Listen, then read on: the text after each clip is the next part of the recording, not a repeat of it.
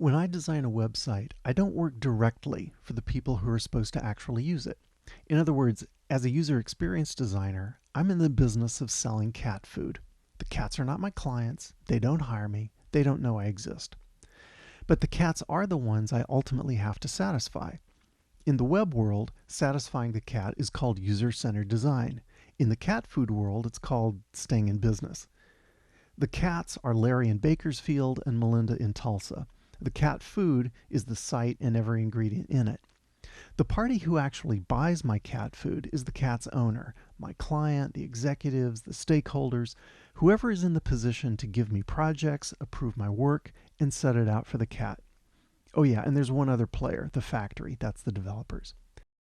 As a maker of cat food, there are three big mistakes I have to avoid. The first big mistake is to put the owner first. Now, I need to tread carefully here. I certainly need to satisfy the owner too. After all, if the owner's not happy, everything grinds to a halt. But if all I do is give the owner or the factory what they want, with little or no regard for the cat, then chances are the cat's not going to eat the food. And if the cat doesn't eat the food, how long is the owner going to remain satisfied? How well have I really served the owner? What the owner wants and likes and thinks is very important, but only once we're sure we've satisfied the cat. The second big mistake for a web designer, a cat food maker, is to imagine that the cats are like me. I love strawberries and chocolate. Cats don't. They love mice. I don't. I'm not a cat, and neither is the owner or the factory. So our own tastes and opinions and agendas come in a distant second to the cat's. To be a good cat food maker, I have to absorb as much research as possible about what cats need and want and like. What I like is irrelevant. The third big mistake is to imagine that the owner or I can compel the cat to do what we want. Cats don't obey.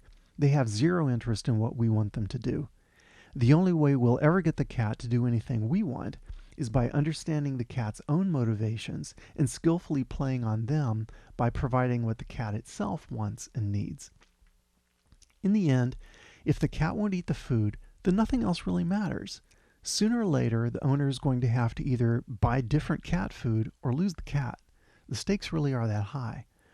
So as a designer of websites, I have to make jolly well sure that I satisfy the cat first, remember that I'm not a cat, and find ways to play on the cat's own motivations.